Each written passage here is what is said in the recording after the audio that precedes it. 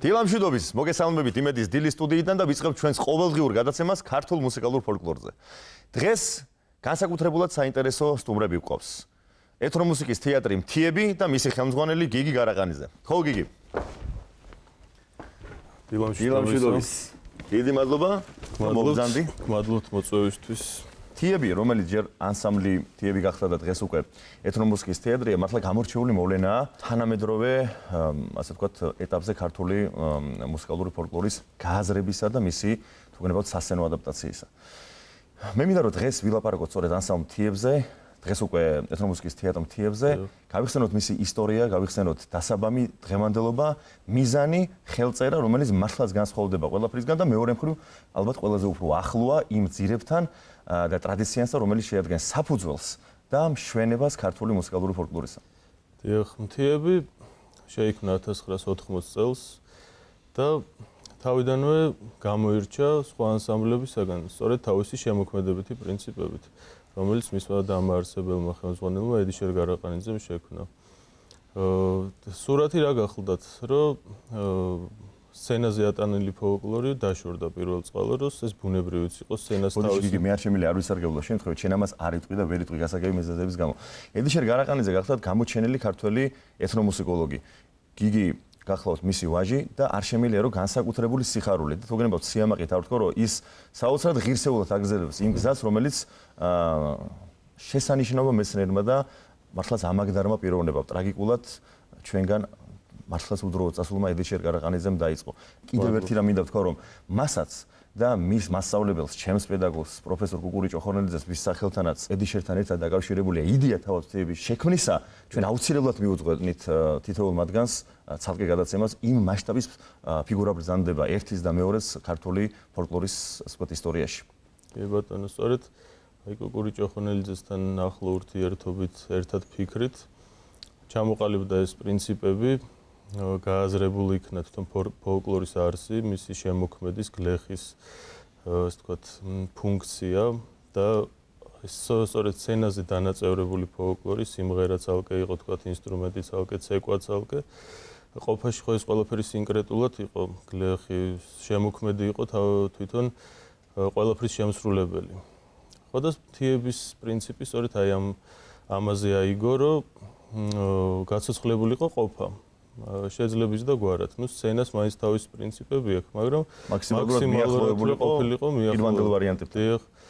ხო, ყურადღება მიექცა ასევე ისეთ ნიმუშებს, რომელიც თქვათ არ სრულდებოდა სცენაზე და არ ითვლებოდა თქვათ იმ ღირსების მქონეთ, რომ სცენაზე წარდგენილიყო, თუმცა ყველას მოგეხსენებათ, ყველა ნიმუშს თავისი ღირსება აქვს და ყველა ნიმუში თავისი საინტერესოა, დიახ და ხო და მთიების გზა ესე განვითარდა, რომ ეს ეგრეთ წოდებული აუთენტური მიმართულება შეიქმნა აი ამ ფორმით და დღეს ხო მიმდევრებიც გაუჩნდა უკვე ამ გზას მთიებთან ერთად და საკმაოდ საინტერესო სურათი გვაქვს დღეს.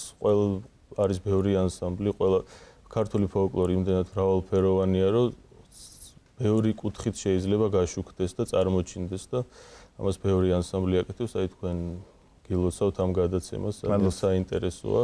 სწორედ აი ამას ფოლკლორის მრავალსახეობას ვხედავთ აქ ჩვენ, რომ ნუ ზოგი თქვათ უფრო სიმღერას აქცევს ყურადღებას, ზოგი თქვათ აი მღერის გარკვეულ მანერას, შესრულების ფორმებს. მთიების მიზანია სწორედ შესრულდეს ფოლკლორის ნიმუში ისე, როგორც ესრულდებოდა ყოფაში, უბრალო ხალხი როგორც ასრულებდა ამას, ანუ ვინც ქმნიდა ამას. დღევანდელი მთიები არის უკვე შერეული ჯგუფი, ქალთა და ვაჟთა. ეს მეც საშუალებას იძლევა რეპერტუარის კუთხითაც, ასე ვთქვათ, მაქსიმალური სისრულით იქნას წარმოდგენილი. ანუ ჩვენ ფოლკლორის სხვადასხვა ჟანრები. ქალთა ფოლკლორსაც ვაჩვენებთ, კაცთას ცალკე და ასევე შერეულ ნიმუშებსაც. აქვე ვიტყვი გიგი, დავაანონსებ, რომ ჩვენს გადაცემებში არა ერთ ნიმუშს შემოგთავაზებთ მთიების შესრულებით, იმიტომ რომ ისე როგორც წარმოადგენს დღევანდელ დღეს ქართულ სცენაზე მთიები ძალიან ბევრ მივიწყებულ ნიმუშს ქართული მუსიკალური ფოლკლორისა სხვა ანსამბლები ნამდვილად ვერ დაიტაბარხებენ. საინტერესოა ის, რომ ყოველი სიმღერა, ნუ სიმღერების უმეტესობა გარკვეულ წესთან ერთად სრულდებოდა.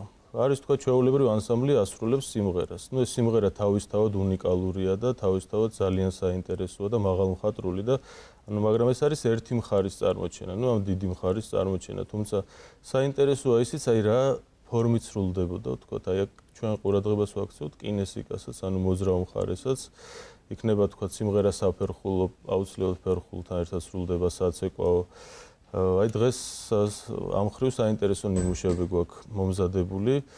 დღეს ტირნი ჰორირამა შესრულდება პირველი, ეს გახლავთ შავშური ფოლკლორი, ესეც უნდა ითქვას, რომ შავშური ფოლკლორი პირველად სწორედ აი ამ ნიმუშით გააცოცხლა მთიებმა 80-იან წლებში დიახ და მაშინ მოგეხსენებათ თურქეთში მიმოსვლა საკმაოდ რთული იყო და აი ამ ნიმუშის აღსადგენად გამოყენებული იქნა ამერიკელი ეთნომუსიკოლოგი პიტერ გოლდის საექსპედიციო მასალა, ასევე გურამ პატარაიას ცნობილი ფილმის შესანიშნავი ნამუშევარი.